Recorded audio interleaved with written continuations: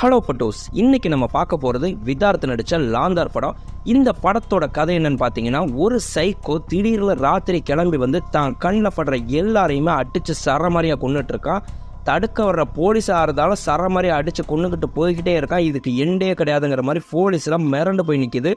அந்த சமயத்தில் நம்ம ஏசிபி இந்த சைக்கோவை எப்படி பிடிச்சாரு, ஏன்னா ரெயின் கோட் மாதிரி ஒரு கோட்டை மாட்டிட்டு வரிசையாக எல்லாரையும் கொண்டுட்டு இந்த சைக்கோ யாருங்கிறத கண்டுபிடிக்கிறதே பார்த்தீங்கன்னா ஒரு தரமான ட்விஸ்ட் வச்சுருப்பாங்க. சத்தியமாக நீங்கள் யாருமே இந்த ட்விஸ்ட்டை எதிர்பார்த்துருக்கவே முடியாது. நண்பா, இந்த மாதிரி கிரைம் த்ரில்லர் படம்லாம் உங்களுக்கும் பிடிக்கும்னா மறக்காமல் நம்ம சேனலுக்கு சப்ஸ்கிரைப் பண்ணி அப்படியே நம்ம வீடியோக்கு ஒரு லைக் மட்டும் போட்டுருங்க. லைக் போட மறந்துடாதீங்க. படத்தோட ஃபர்ஸ்ட் சீன்லேயே ஒரு சாராயங்காய்ச்சற இடத்துக்கு ரைடு பண்ணுறதுக்காக நம்ம ஹீரோ வராரு. அவர் பார்த்தீங்கன்னா ஏசிபி ஆயிருக்காரு. அந்த ஏரியா இன்ஸ்பெக்டரையும் கூட்டிகிட்டு வந்து, இது என்ன இடம் தெரியுதா, உங்கள் கண்ட்ரோலில் தான் இருக்குது, ஆனால் இந்த இடத்துல கள்ளச்சாராயம் காய்ச்சறதுக்கு நான் ரைடுக்கு வர வேண்டியதாக இருக்குது, வாங்க அப்படின்னு சுற்றி வளைச்சி எல்லாரையும் பிடிச்சா, உன் பாஸ் யாருனா கரெக்டாக நீங்கள் வெளியே போகிறதுக்குள்ள அவரே வருவாருன்னா, காரில் ஒருத்தர் வந்து, சார் தமிழ்நாடு ஃபுல்லாக 30 பிரான்ச் வச்சுருக்கேன், இந்தா இன்ஸ்பெக்டரு கலர் டிவி கேட்டார்னே கலர் டிவி வாங்கி கொடுத்தேன், உங்கள் ஏரியாவில் இருக்க எல்லா இன்ஸ்பெக்டருக்கும் நான் பணம் கொடுத்துட்ருக்கேன், என்னை அவ்வளோ சீக்கிரத்தில் தூக்க முடியாதுன்னா உன்னை தூக்கி உள்ளே வைக்கிறேன், அப்படின்னா தான்டா எல்லாருக்கும் பயம் வரும்னு அவரை அடித்து தூக்கி கொண்டு போய் உள்ளே வைக்கிறாரு.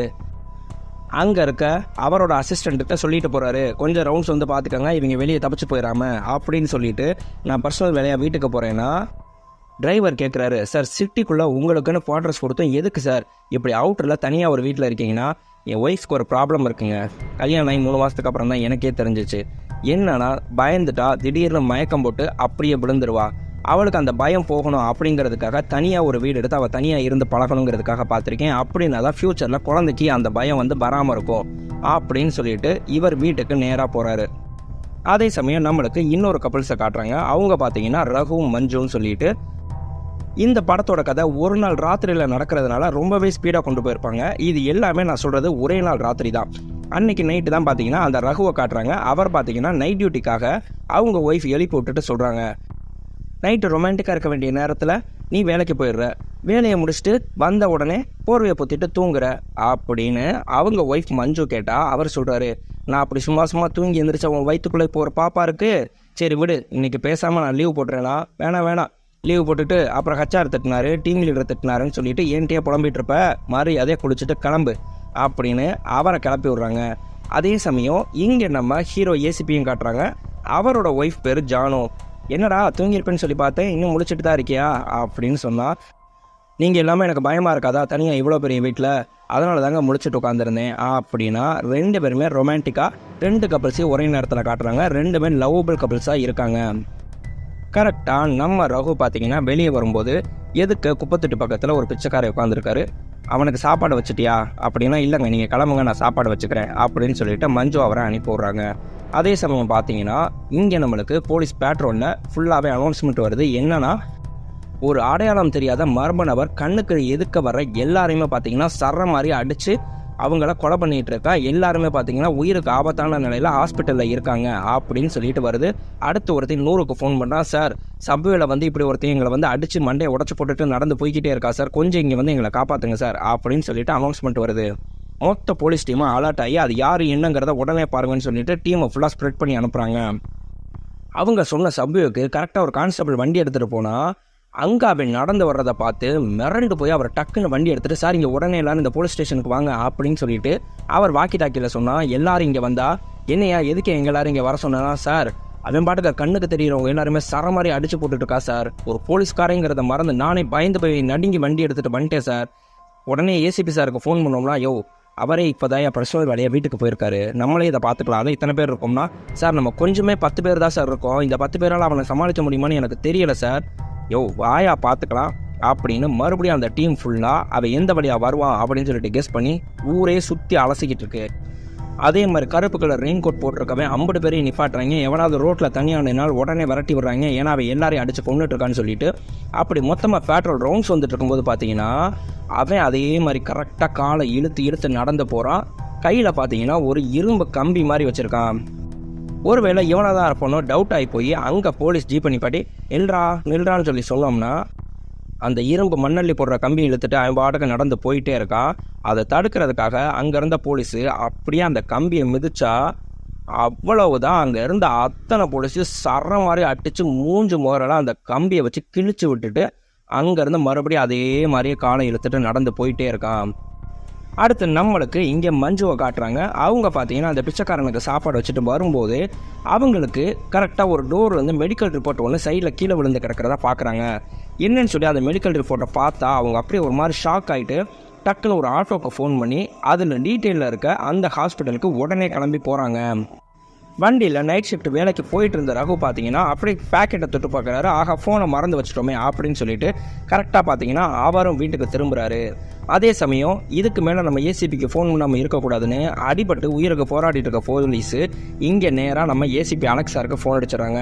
சார், இப்படி ஒரு சைக்கோ ஊரில் இருக்க எல்லாரையும் அடித்து கொண்டுட்ருக்கா சார், நம்ம ஆட்களையே 10 பேரையும் அடித்து போட்டிருக்கா சார், எல்லாரும் சீரியஸான நிலைமையில ஹாஸ்பிட்டலில் போய் அட்மிட் பண்ண போயிருக்காங்க சார்னா, எங்கேயா இருக்கீங்க, எங்கேயா இந்த ஸ்பாட்டு அப்படின்னு உடனே அவர் வண்டி எடுத்துகிட்டு கிளம்புறேன் அப்படின்னு கிளம்ப போனால் அவங்க ஒய்ஃப் கேட்குறாங்க, எனக்கு பயமாக இருக்கும் இந்த நேரத்தில், நானும் வரேன்னா. ஜானு, நான் எங்கே போகிறேன்னு சொல்லி நினைக்கிறேன், சினிமாக்கா போகிறேன், க்ரைம் சீனுக்கு போகிறேன், அங்கே ஃபைட்டிங்கு சேசிங்கு கன் ஷூட்டுன்னு என்ன வேணாலும் நடக்கலாம், நீ பேசாமல் பத்திரமா வீட்டில் இரு, டிவி பாரு, அதுக்கு மீறினா ஏதாவதுனா எனக்கு ஃபோன் அடி, நான் உடனே என்னன்னு சொல்லிட்டு வந்து பார்க்குறேன், நீ தைரியமாக வீட்டில் இரு அப்படின்னு சொல்லிட்டு அவர் கிளம்புறாரு. அந்த ஸ்பாட்டுக்கு வந்துட்டு என்ன நடந்துச்சு ஏது நடந்துச்சுன்னு எல்லாரையும் விசாரிச்சுட்டு அடிபட்டு கிடக்கிற கான்ஸ்டபிள் எல்லாருமே ஹாஸ்பிட்டல் அனுப்புனா. அதே சமயம் இங்கே நம்மளுக்கு ரகு மஞ்சுவை காட்டுறாங்க.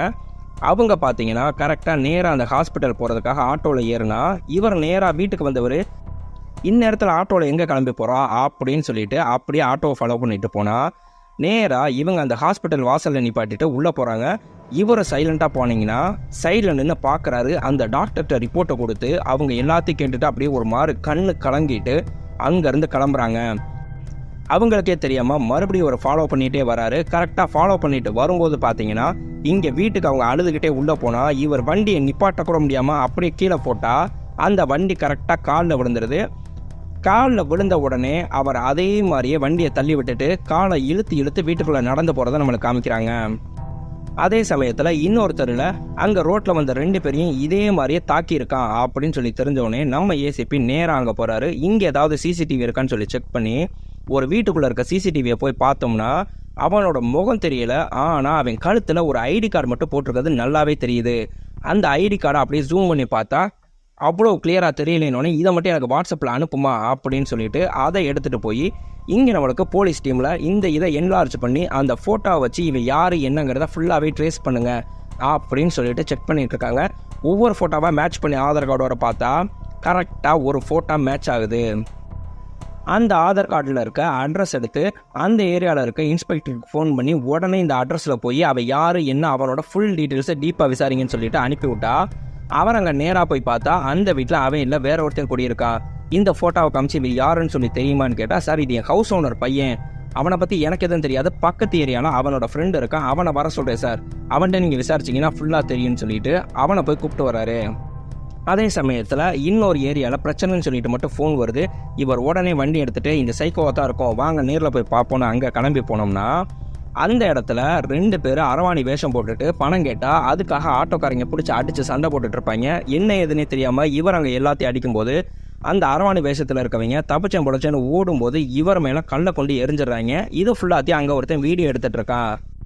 அதே சமயம் இந்த பிரச்சனை நடக்கும்போது அவங்க ஒய்ஃப் ஜானு தூக்கத்துலேருந்து எந்திரிச்சு கரண்ட் போயிடுச்சுன்னு பயந்து போய் இவருக்கு ஃபோன் அடிக்கிறாங்க. ஃபோன் அடிச்சுட்டே இருந்தால் இவர் இங்கே பிரச்சனையில் இருக்கிறதுனால ஃபோன் அட்டன் பண்ணல. அவங்க பயந்து போய் அப்படியே மயக்கம் போட்டே விழுந்துடுறாங்க.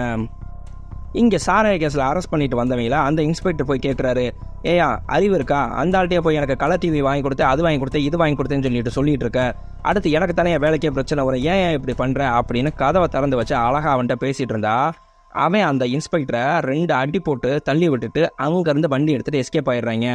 இதை உடனே நம்மளுக்கு வாக்கி டாக்கியில் இன்ஃபார்ம் பண்ணால் நம்ம ஏசிபி ஹாஸ்பிட்டலில் ட்ரீட்மெண்ட் எடுத்தவர் மறுபடியும் சட்டையை மாட்டிட்டு அவங்கள போய் விரட்டுறாரு. கரெக்டாக விரட்டி போகும்போது பார்த்தீங்கன்னா அதே மாதிரியே ரோட்டில் அந்த கருப்பு கலர் கோட் போட்டுட்டு நடந்துட்டு இருந்தவனை இவங்க கார் சேசிங்கில் போகும்போது அந்த சாராய கடைக்காரன் அடித்து தூக்கி அப்படியே மாட்டின் வண்டி நிப்பாட்டிடுறாங்க. அடுத்து பார்த்தீங்கன்னா நம்மளுக்கு ஒரு ஃபோன் வருது. என்னன்னு சொல்லி பார்த்தீங்கன்னா, சார் ரகுவோட ஐடியோட ஆஃபீஸில் கேட்டு அவனோட கரண்ட் அட்ரஸை வாங்கியாச்சுன்னு சொல்லிட்டு அந்த அட்ரஸ் இங்கே கொடுத்துட்றாங்க. சரி ரைட்டு, உடனே அங்கே போவோன்னு சொல்லிட்டு இங்கே அடிபட்டவனை காமிச்சோம்னா அடிபட்டு இறந்தது ரோட்டில் வேலை செய்கிற நம்மளுக்கு துப்புரவு தொழிலாளர்கள்னு ஒரு ஆள், நம்ம சைக்கோ கிடையாது அப்படின்னு சொல்லிட்டு நம்மளுக்கு காமிக்கிறாங்க. நேராக அந்த வீடு எதுன்னு சொல்லிட்டு போய் பார்த்தா அது வேற யார் வீடு இல்லை, நம்ம ரகு மஞ்சுவோட வீடு தான். அங்கே வீட்டுக்குள்ளே தேடி பார்த்துட்டு இருக்காங்க. அங்கே யாரையுமே காணோம். சுற்றி இருக்க ஊரே கூடியிருந்தா எதுக்கு இருக்க பிச்சைக்காரனை கூப்பிட்டு கேட்குறாங்க, இந்த வீட்டில் என்ன நடந்துச்சு உனக்கு தெரியுமான்னு கேட்டால், ஐயா கிளம்பி போனாரா, அடுத்த அம்மா ஆட்டோவில் அழுதுகிட்டே போனாங்க, பின்னாடியே வந்த ஐயாவும் பின்னாடி வண்டியில் ஃபாலோ பண்ணிகிட்டே போனார், அடுத்து மறுபடியும் அம்மா உள்ளே வந்தாங்க, ஐயா கோவமாக வந்தவர் வண்டியை கீழே போட்டுட்டு அப்படியே நடந்து உள்ளே போனார் அப்படின்னு காமிச்சா கீழே போட்ட வண்டி கீழே போட்ட மாதிரியே அப்படியே அங்கே கிடக்கு. அடுத்து கொஞ்ச நேரம் கழிச்சு ஐயா இப்படியே போயிட்டாருன்னு காமிச்சா மறுபடியும் காலை இழுத்துக்கிட்டே வீட்டை விட்டு நடந்து போகும்போது அந்த இரும்பு ராடை கையில் வச்சுக்கிட்டே போகிறத மட்டும் நம்மளுக்கு காமிக்கிறாங்க. அங்கே நம்மளுக்கு சைக்கோ அப்படியே நடந்து போகிறத காமிச்சோம்னா எதுக்கு ஒரு பொண்ணு கேப்லேருந்து இறங்கி நடந்து வந்துக்கிட்டே இருக்குது. கரெக்டாக அந்த பொண்ணு கேஷுவலாக மொபைல் நோட்டிகிட்டே நடந்து வந்தால் அந்த பொண்ணுகிட்டேருந்து 2 பேர் கரெக்டாக வண்டியில் பின்னாடி வந்தவங்க ஹேண்ட்பேக்கை பிடுங்கிட்டு போனால் அதே சமயம் தரமான ட்விஸ்ட்டு, நம்ம ஏசிபிக்கு ஃபோன் வருது, சார் நம்ம நினச்ச மாதிரி ரகு வந்து பார்த்தீங்கன்னா அக்யூஸ்டு கிடையாது சார், அவன் அப்பாவி, உண்மையான அக்யூஸ்டு அப்படின்னு சொல்லும்போது இங்கே காமிக்கிறாங்க வண்டியில் வந்த அந்த 2 பேரையும் கையில் இருந்த இரும்பு ராடை வச்சு ஒரே அட்டி 2 பேரையும் சர மாதிரி அடித்தா அப்போ தான் அந்த ரெயின் கோட்டை தலையில் போட்டுறதே விலகிறத காமிச்சா அது நம்ம மஞ்சு. அப்படியே அங்கே விசாரிக்கிற நம்மளுக்கு போலீஸை காமிச்சாங்கன்னா அவர்கிட்ட அவரோட ஃப்ரெண்டு சொல்கிறாரு, சார் நாங்கள் எல்லாருமே இங்கே சின்ன வயசுலேருந்து இதே ஏரியாவில் தான் சார் இருக்கோம், நம்ம மஞ்சுவோட வீடு இதுதான் சார் அப்படின்னு சொல்லி காமிக்கும்போது நம்மளுக்கு ஃப்ளாஷ்பேக் போனோம்னா நம்ம மஞ்சு மேலே அவங்க அப்பா உயிராக அவ்வளோ பாசமாக இருப்பார். அவர் பார்த்தீங்கன்னா ஒரு கவர்மெண்ட் ஆஃபீஸரு, வெளியே கிளம்பும்போது அவ்வளோ தூரம் கொஞ்சிட்டு தான் வெளியவே போவார். கொஞ்ச நாள் கழித்து பார்த்தீங்கன்னா அவங்களுக்கு இன்னொரு பாப்பா பிறக்குது. அந்த பாப்பா பிறந்த உடனே மஞ்சுவை கொஞ்சிறதை விட அந்த பாப்பா மேலே அதிகமாக பாசம் காமிச்சு கொஞ்சிட்டு வெளியே போகிறாங்க. அதனால் முதல் ஸ்டெப்பாக நம்மளுக்கு சைக்காலஜிக்கலாக நம்ம மஞ்சு பாதிக்கப்படுறத காமிக்கிறாங்க. அவங்களுக்கு அப்படியே கோவம் வருது அந்த சின்ன குழந்தை மேலே. நம்மளுக்கு டிவியில் ஒரு சீன் காட்டுறாங்க. என்னன்னு சொல்லி பார்த்தீங்கன்னா தலானியை வச்சு அமுக்கி ஒருத்தையும் இன்னொரு ஆளை கொள்கிற மாதிரி. அதை பார்த்துட்டு அப்படியே ஒரு செகண்டு ரூம்குள்ளே போகிறாங்க. ரூம்குள்ளே போயிட்டு கொஞ்ச நேரம் கழிச்சு சைலண்ட்டாக வந்து மறுபடியும் புக்கை பரட்டி படிக்கிற மாதிரியே உட்காந்துருந்தா அவங்க அம்மா மறுபடியும் என்னடா தம்பி தூங்குறியா அப்படின்னு அந்த குட்டி பாப்பாவை போய் பார்க்க போனால் அப்படியே கதறி அழுகிறாங்க. ஊரே வருது, அவங்க அப்பா எல்லாருமே வந்து கதறி அழுகிறாங்க. அவங்க ஹாலில் உட்காந்த இடத்துல மஞ்சு அப்படியே புக்கை பரட்டி படிக்கிற மாதிரியே உட்காந்துருக்காங்க. நம்ம மஞ்சோட அப்பா அப்படியே ஒரு மாதிரி சந்தேகப்பட்டு பாப்பாவை மட்டும் திரும்பி முறைச்சி பார்க்குறாரு. இது வந்து நம்ம மஞ்சுக்கு 8 வயசு இருக்கும்போது. அடுத்து 15 வயசு இருக்கும்போது நம்மளுக்கு காமிக்கிறாங்க. அன்னைக்கு நைட்டு அவங்க அப்பா கிட்ட சொல்கிறாங்க, இன்றைக்கி மஞ்சு என்ன செஞ்சான்னு சொல்லி தெரியுமானா, இவளோட பழைய பட்டுப்பாவோட சட்டையை பக்கத்து வீட்டு பிள்ளைக்காக ஒரு ஃபங்க்ஷனுக்கு போட்டு விடுறதுக்காக இவங்க அம்மா கொடுக்க போனால் டக்கு நீங்கள் கொடுங்க நான் அயன் பண்ணி தரேன்னு வாங்கிட்டு போய் அந்த சட்டையை அப்படியே பொசுக்கி எடுத்துரும். அவங்க அம்மா வந்தோடனே சொல்லுது, என்னோட பொருள் என்னை கேட்காம யார்கிட்டையாவது கொடுத்தேன்னு சொல்லி தெரிஞ்சிச்சு மொத்தமாக எரிச்சு போட்டுவேன் பார்த்துக்கோ அப்படின்னு சொல்லிட்டு. அடுத்து நம்ம மஞ்சுக்கு பார்த்தீங்கன்னா 19 வயசு ஆகுது. அவங்க ஒரு யங் ஸ்டேஜ் பொண்ணாக இருக்கும்போது கரெக்டாக அந்த வீட்டுக்குள்ளே ரகுங்கிறவர் வராரு. வந்தால் இவங்க 2 பேருமே ஏற்கனவே லவ்வர்ஸு. அவங்க அப்படி இப்படி கொஞ்சம் சந்தோஷமாக இருந்துடுறாங்க. கொஞ்ச நாள் கழிச்சு பார்த்தீங்கன்னா கோயிலில் உட்காந்து நம்ம மஞ்சு பேசுகிறத காட்டுறாங்க. எனக்கே தெரியாதுடா நான் கன்சீவ் ஆகிட்டேன்னா, அது எப்படி பீரியட் தள்ளி போகும்போதே தெரியாதுன்னா, இல்லைடா எனக்கு இர்ரெகுலர் பீரியட் தான் வரும் அதனால் எனக்கு தெரியாதுடா, நான் இப்போ கன்சீவ் ஆகிட்டேன்னா 4 மாதம்டா, இந்த நேரத்தில் அபார்ஷன் பண்ணுறதும் பிரச்சனை, நீ எப்படியாவது வீட்டில் வந்து அப்பாட்ட பேசுனா நாளைக்கு ஒரு இன்டர்வியூக்கு போகிறேன் நான், நீ கவலைப்படாத, அந்த இன்டர்வியூவில் கண்டிப்பாக எனக்கு வேலை கிடச்சிரும், வேலை கிடச்சோன்னே அப்பாட்ட பேசி என்னங்கிறத நம்ம ஃபைனல் பண்ணிடலான்னு. இவர் கரெக்டாக இன்டர்வியூக்கு கிளம்பி போகும்போது இவங்க பேசுனதை பக்கத்தில் இருக்க ஒரு லேடி கேட்டுட்டு போய் அவங்க வீட்டில் போட்டு விட்டுறது. அவர் விட்டு அடின்னு அடித்து வெளுத்து எடுத்துகிட்டு சொல்கிறாரு, இத்தனை வருஷம் கவர்மெண்ட் வேலை பார்த்தாலும் 10 ரூபா கூட லஞ்சம்னு சொல்லி யார்ட்டி வாங்காமல் கௌரவமாக வாழ்ந்தேன், நீ எப்போ என் பிள்ளைய தலானியை வச்சு அமைக்க கொண்டேன்னு சொல்லி தெரிஞ்சிச்சோ அப்போயே உனக்கு நான் தண்டனை வாங்கி கொடுக்கணும்னு நினச்சேன், ஆனால் இவ தான் வேணான்னு சொல்லிட்டு அழுதுட்டு என் காலை பிடிச்சி கெஞ்சினா, இப்போ பார்த்தேன்னா என் கௌரவத்தையே கெடுக்கிற மாதிரி இப்படி பண்ணிட்டு வந்திருக்க, உடனே கிளம்பு, உன்னை கூட்டிகிட்டு போய் அபார்ஷன் பண்ணி தீரணும்னு சொல்லிட்டு அங்கேருந்து அவங்க கூட்டிகிட்டு போய் ஹாஸ்பிட்டலில் காமிச்சா, சார் இப்போ அபார்ஷன் பண்ணுறது பிரச்சனை இல்லை, ஆனால் கொஞ்சம் காம்ப்ளிகேட் தான், ஆனால் இப்போ அபார்ஷன் பண்ணோம்னா ஃப்யூச்சரில் மேரேஜுக்கு அப்புறம் பார்த்தீங்கன்னா கண்டிப்பாக இவங்களுக்கு ப்ரெக்னன்சியில் ஒரு பிரச்சனை வர்றதுக்கு வாய்ப்பு இருக்குது அப்படின்னு சொன்னோம்னா, எனக்கு அதை பற்றிலாம் கவலை இல்லைம்மா, இப்போதைக்கு என் கௌரவம் கெட்டு போயிடக்கூடாது, நீ இவனுக்கு அபார்ஷன் பண்ணிவிடு, எனக்கு அது மட்டும் போதும் அப்படின்னு டாக்டர்கிட்ட சொன்னால், இதை ஃபுல்லாக அவங்க கேட்டுட்டு மறுபடியும் மென்டலி அப்செட் ஆயிடுறாங்க. அப்போ எனக்கு என்ன ஆனாலும் பரவாயில்ல, உங்களுக்கு உங்கள் கௌரவம் தான் முக்கியம் இல்லை அப்படின்னு இதையே ரிப்பீட் மோடில் சொல்லிக்கிட்டே இருக்காங்க. நம்ம ரகுவோட ஃப்ரெண்டு, டேய் இங்கே அவங்க அப்பாவுக்கு எல்லா விஷயமும் தெரிஞ்சு போச்சுடா, ஹாஸ்பிட்டலுக்கு கூட்டிகிட்டு வந்துட்டாங்கடா, அபார்ஷன் பண்ணனா அபார்ஷன் பண்ணுறது சரிதான்டா இந்த டயத்தில், ஏன்னா மேரேஜ் பண்ணுறதுக்குன்னு கொஞ்சம் டைம் வேணும், நீ பிரச்சனை இல்லை, ஆனால் இன்டர்வியூ முடிச்சுட்டு நான் டேரெக்டாக வந்துடுறேன், எதுவும் ஆகாமல் நீ பார்த்துக்கோ, வந்தோடனே நான் மஞ்சுவை கூப்பிட்டுக்கிறேன்டா அப்படின்னு சொல்லிவிட்டு அவர் ஃபோனில் சொல்லிட்டு இருக்காரு. அங்கே அபார்ஷனும் முடிஞ்சிருது. ஆனால் அவங்க அப்படியே சைக்காலஜிக்கலாக பாதிக்கப்பட்டு அப்படியே சில மாதிரி இதே வார்த்தையவே ரிப்பீட்டடாக சொல்லிகிட்டே நடந்து போகிறாங்க. அவங்க அப்பாவும் அம்மாவும் இங்கே வந்து காரில் ஏறி எங்கே போயிட்டே இருக்குன்னு சொல்லி சொன்னோம்னா அவங்க சொல்லிகிட்டே அப்படியே அன்கான்சியஸாக நடு ரோட்டில் நடந்து போயிட்டே இருந்தா இவங்க 2 பேரும் 2 பக்கமும் கையை பிடிச்சி இழுக்கிறாங்க. இங்கே வான்னு சொல்கிறேன்னா எனக்கு என்ன ஆனாலும் பரவாயில்ல, உங்களுக்கு உங்கள் கௌரவம் தான் முக்கியம் இல்லை அப்படின்னு சொல்லிகிட்டே இருந்தவங்க டபக்குன்னு 2 பேரும் இழுத்து ரோட்டில் போட்டால் கரெக்ட் டயத்துக்கு ஒரு லாரி வந்திருக்கும். 2 பேரும் ஸ்பாட்லேயே காலி. அங்கே மொத்தமாக போலீஸ் டீமே வந்துடுது. அவங்க பார்த்தீங்கன்னா ராட்சசி மாதிரி நடந்துக்கிட்டா சார், இங்கே யாராலையுமே கண்ட்ரோல் பண்ண முடியல. மொத்த போலீஸ் டீமும் அவளை மல்லு கட்டி ஜீப்பில் ஏற்றிட்டு போணுச்சு. அங்கே வந்த ரகு பார்த்தீங்கன்னா எவ்வளவோ கெஞ்சி கூத்தாடி பார்த்தா, ஆனால் அவங்க அரெஸ்ட் பண்ணிட்டு போயிட்டாங்க. நம்மளால தான் இவளுக்கு இப்படி ஆயிடுச்சு அப்படின்னு சொல்லிட்டு அவன் சொத்தை பூரா விற்று வக்கீலுக்கு செலவழிச்சு அவளை ஜெயிலேருந்து வெளியே எடுத்தா சார். வெளியே எடுத்துட்டு அவன் தான் சார் அவளை புள்ள மாதிரி பார்த்துக்கிட்டு இருந்தான் அப்படின்னு காமிக்கிறாங்க. உண்மை என்னன்னா, ஒரு சின்ன பிள்ளைய பார்க்குற மாதிரி குளிக்க வைக்கிறதுலேருந்து சாப்பாடு ஊட்டுறதுலேருந்து எல்லாமே அவர் தான் அந்த அளவுக்கு பார்த்துக்கிட்டு இருக்காரு.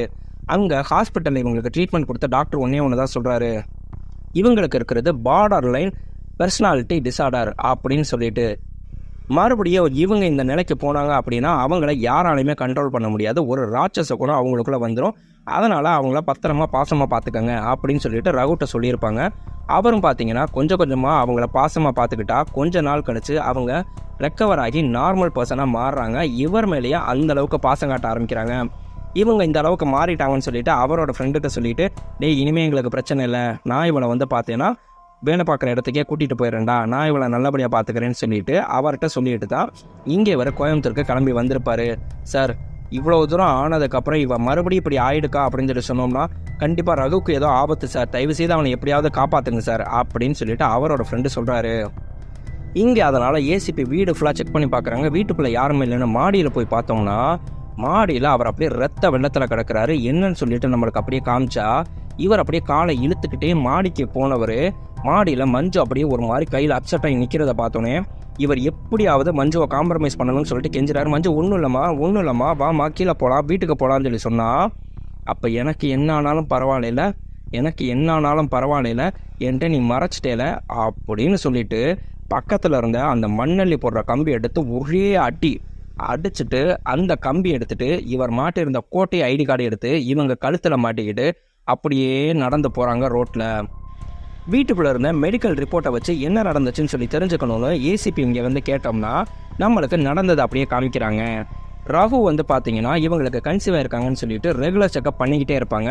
அப்போ பார்த்தீங்கன்னா ஃபஸ்ட்டு 2 செக்கப்பில் கரெக்டாக இருந்தது. 3வது செக்கப்பில் பார்த்தீங்கன்னா அந்த டாக்டர் சொல்கிறாரு, இந்த செக்கப்பில் பார்க்கும்போது தான் தெரியுது குழந்தை வந்து பார்த்தீங்கன்னா அழுகி போய் பிளட் கிளாட் ஆயிடுச்சு, இதை உடனே சர்ஜரி பண்ணி எடுக்கணும் அப்படின்னு சொல்லி சொன்னால், சார் அதில் ஒரு பெரிய பிரச்சனை இருக்குன்னு சொல்லிட்டு ஒரு வீடியோவை காட்டுறாரு. அதுதான் பார்த்தீங்கன்னா முதல்ல ட்ரீட்மெண்ட் கொடுத்த டாக்டர். மஞ்சுக்கு இப்படி ஒரு சைக்காலஜிக்கல் ப்ராப்ளம் இருக்குது, அதனால் அவள் மனசளவில் எந்த வகையிலையும் ஸ்ட்ரெஸ் ஆகாத அளவுக்கு பார்த்துக்கணும், அதுக்கு மீறி அவளுக்கு உண்மை தெரிஞ்சு ஸ்ட்ரெஸ் ஆகிட்டோன்னா அவளை யாரும் கண்ட்ரோல் பண்ண முடியாதுன்னு சொல்லிட்டாங்க. அதனால் இந்த விஷயத்தை எப்படியாவது நான் மஞ்சுவை கன்வின்ஸ் பண்ணி கொண்டு போயிடுறேன் சார் அப்படின்னு சொல்லிட்டு ரகு சொல்லியிருந்தாரு. அந்த ரிப்போர்ட்டை தான் மஞ்சு பார்த்துட்டு என்கிட்ட அந்த ரிப்போர்ட்டை கொண்டு வந்து டீட்டெயில் கேட்டாங்க. அவங்க வயிற்றில் இருக்க பிளட் கிளாட் பார்த்தீங்கன்னா கொஞ்சம் பெருசாக இருக்குது, அது எப்போ வேணாலும் வெடித்து அவங்க உயிருக்கே ஆபத்தாக முடியும், அதனால் அதுக்கு முன்னாடி அதை ரிமூவ் பண்ணணும் அப்படின்னு சொல்லி தான் பார்த்தீங்கன்னா நான் அனுப்பி விட்டேன். அதே சமயம் இங்கே மயக்கம் போட்டு விழுந்த நம்ம ஜானு பார்த்தீங்கன்னா எந்திரிச்சு மறுபடியும் டிவி ஆன் பண்ணி பார்த்தா அதில் ஏசிபி அலெக்ஸு அங்கே அப்படி ரோட்டில் சண்டை போடும்போது அவருக்கு அடிபட்டுருச்சுங்கிறத காமிக்கிறாங்க. அதை பார்த்த உடனே பயந்து போய் இவங்க ஃபோன் பண்ணலான்னு தேடி பார்த்தா மயக்கம் போட்டு விழுந்ததில் ஃபோன் எங்கிட்ட விழுந்துடும். அதனால் வேகமாக பதறி போய் கொஞ்சம் தள்ளி வந்து இவங்களுக்கு பக்கத்தில் இருந்த ஒரு வீடை கூப்பிட்டு, அம்மா எங்கள் வீட்டுக்காரர் கொஞ்சம் ஃபோன் அடிங்கன்னா, அம்மா ஃபோன் அடிச்சு பார்க்குறேன், ஃபோன் போக மாட்டேங்குது, கண்ட்ரோல் ரூமுக்காவது அடிங்கன்னா கண்ட்ரோல் ரூமுக்கும் போகலன்னொடனே சரி ரைட்டு 108 ஆம்புலன்ஸ்க்காவது அடித்து கூப்பிடுங்க, அந்த ஆம்புலன்ஸ் மூலிமா நான் வெளியே போயிட்டு அவரை எப்படியாவது காண்டாக்ட் பண்ணிக்கிறேன்னு சொல்லி ஆம்புலன்ஸ்க்கு ஃபோன் அடிக்கிறாங்க. கரெக்டாக பார்த்தீங்கன்னா ஆம்புலன்ஸ் இவங்க வீட்டு அட்ரஸை கரெக்டாக கண்டுபிடிச்சி வர முடியலை, அதனால் கார்னரில் இருக்க கோயில்கிட்ட நிற்கிறேன், நீங்கள் பேஷண்ட் யாரோ அவங்கள அங்கே கொண்டு வந்துடுங்க அப்படின்னு சொன்னோம்னா, சரி ஓகேம்மா நான் தனியாகவே அந்த கார்னருக்கு நான் போய்க்கிறேன் அப்படின்னு சொல்லிட்டு அவங்க அங்கேருந்து பயந்துக்கிட்டேவும் அந்த தெரு கார்னரில் இருக்க கோயிலுக்கு நடந்து போயிட்டுருக்காங்க. இங்கே நம்ம ஏசிபி பார்த்தீங்கன்னா கலெக்டர்கிட்ட பேசி, சார் எனக்கு உடனே ஷூட்டிங் ஆர்டர் வேணும். என்ன சார் ஒரு ஃபீமேல் அக்யூஸ்டுங்கிறீங்க, அதுக்காக ஷூட்டிங் ஆர்டர் வாங்குறீங்கன்னா, சார் அக்யூஸ்டில் மேல் ஃபீமேல் பார்க்க முடியாது. இது வரைக்கும் ரோட்டில் வந்து எல்லாரையுமே சரமாரி அடிச்சிருக்காங்க. இது வரைக்கும் 2 பேர் இறந்தே போயிருக்காங்க. மீதி நிறையா பேர் உயிருக்கு போராடிட்டு இருக்காங்க.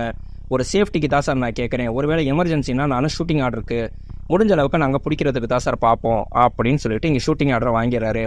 ஃபோன் பண்ணி நம்ம ஃபேக்ட்ரியில் இருக்க டீம்கிட்ட சொல்கிறாரு, நான் ஷூட்டிங் ஆர்டரை வாங்கிட்டேன், தேவைன்னா மட்டும் கன்ஸை யூஸ் பண்ணுங்கள், நான் வீட்டுக்கு ஒரு எட்டு போய் பார்த்துட்டு வந்துடுறேன், எனக்கு ஏதோ பார்த்தீங்கன்னா பயமாக இருக்குது, ஃபோன் அடிச்சுட்டே இருக்கேன், மெசேஜ் அட்டன் பண்ணல அப்படின்னு சொல்லிட்டு இங்கே நேராக வீட்டுக்கு வராரு. வீட்டுக்கு வந்து பார்த்தா வீடு பூட்டி கிடக்கு. எங்கே போனாங்கன்னு சொல்லி தெரியலன்னா அந்த பக்கத்து வீட்டுக்கு போய் கேட்டால், சார் உங்களை பார்க்குறேன்னு சொல்லிட்டு தான் சார் இங்கேருந்து கார்னரில் இருக்க கோயிலுக்கு நடந்து போனாங்க ஆம்புலன்ஸை பார்க்குறதுக்கு அப்படின்னு சொல்கிறாங்க. அங்கே கார்னர் போய் கோயில்கிட்ட பார்த்தோம்னா அங்கே ஆம்புலன்ஸை காணோம், இவங்களையும் காணோம். என்னாச்சுன்னு சொல்லி காமிக்கிறாங்க. இவங்க நடந்து வர்றதுக்குள்ளே, மேடம் ரொம்ப நேரமாக நாங்களும் ஒரே இடத்துல நின்றுட்டுருக்கோம், அதனால் நாங்கள் கேன்சல் பண்ணுறோம் மேடம் அப்படின்னு சொல்லிட்டு அங்கேருந்து ஆம்புலன்ஸ் கிளம்பி போயிடுது. இவங்க அந்த ஆம்புலன்ஸை பார்த்துட்டு ஓடி போய் ஆம்புலன்ஸை பிடிக்கணும்னு சொல்லி போனோம்னா கரெக்டாக அந்த டயத்தில் ஒரு கார் வருது. அவங்க வர்றதை பார்த்தோன்னே மிரண்டு போய் இவங்க டக்குன்னு ரோட்டில் கீழே மயக்கம் போட்டு விழுந்துடுறாங்க. அவங்க ஆனால் இவங்க மேலே மோதாமல் பக்கத்தில் இருக்க போஸ்ட்டில் போய் மோதி நிப்பாட்டிடுறாங்க. அதுலேருந்து 4 பசங்க இறங்கி பார்க்குறாங்க. டேய், இது நம்ம ஏசிபியோட ஒய்ஃபுடா, ஏற்கனவே அவங்க வீட்டுக்கு எங்கள் வீட்டுக்கும் பெரிய பிரச்சனை இருக்குடா, இப்போ இவங்களையும் நம்ம தான் இப்படி பண்ணோம்னு சொல்லி தெரிஞ்சிச்சு, அவ்வளவுதான்டா, நம்ம ஏசிபி சும்மா விட மாட்டார், டேய் இதை யாருமே பார்க்கல, இங்கேருந்து நம்ம சத்தம் இல்லாமல் கிளம்பி போயிடுவோம் அப்படின்னு சொல்லிட்டு கிளம்பலான்னு முடிவு எடுத்துகிட்டு கிளம்ப போனோம்னா அப்படியே பார்த்தீங்கன்னா நம்ம மஞ்சு அதே தெருவில் நடந்து வந்துட்டு இருக்காங்க.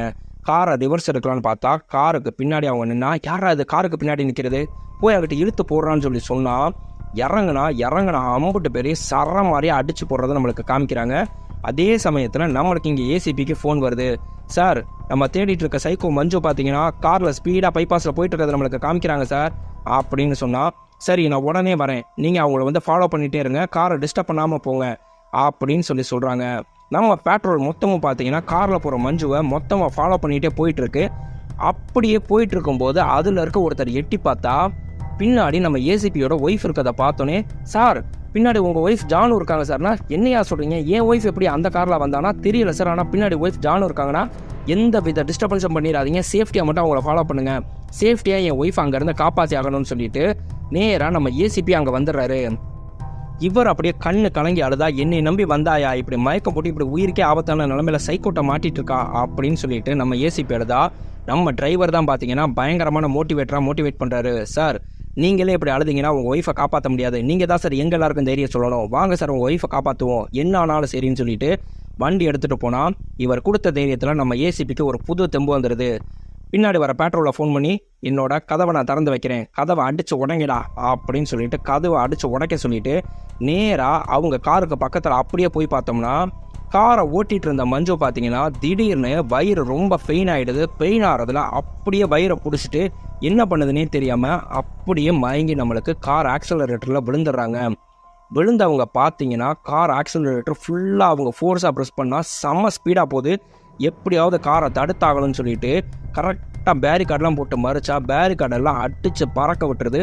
நம்ம ஜானுவை இவர் கத்தி பார்த்தீங்கன்னா ஜானு எந்திரிச்சிட்டாங்க. ஜானு எப்படியாவது நீ அவளை தள்ளி விட்டுட்டு ஆக்சலரேட்டர்லேருந்து காலை எடு, வேறு வழி இல்லை, இந்த பாலம் பார்த்தீங்கன்னா டெட் எண்டு, அப்படியே கார் ஸ்கிட் ஆயிரும்னு சொல்லிட்டு கத்துறாரு. அவங்களும் நம்ம மஞ்சுவை தள்ளி விட்டுட்டு அவங்க ஜஸ்ட் ஆக்சலரேட்டர்லேருந்து கால் எடுத்தவொடனே நான் சொல்கிற டயத்தில் பிரேக் அடி அப்படின்னு சொல்லிட்டு கரெக்டாக பிரேக் அடித்தா ஜஸ்ட் மிஸ்ல பாலத்துலேருந்து கீழே விழுகாமல் அந்த கார் தப்பிச்சிருது. வேகமாக இறங்கினவர் மஞ்சுக்கு என்னாச்சுன்னு சொல்லி பார்த்தோம்னா நம்ம மஞ்சு உயிரோடையே இல்லை. இவர் அப்படியே ஃபெயில் பண்ணி அழுகிறாரு. அவங்க ஒய்ஃப் சொல்கிறாங்க, நீங்கள் என்னங்க பண்ணுவீங்க, உங்கள் மேலே என்ன தப்பு, எப்படியாவது அவங்கள காப்பாற்றிடணும் தானே நீங்கள் நினச்சிங்க, நீங்கள் ஒன்றும் கவலைப்படாதீங்க அப்படின்னு சொல்லிட்டு ஆறுதல் சொல்கிறாங்க. அப்படியே நம்மளுக்கு இந்த படம் முடிஞ்சு நண்பா.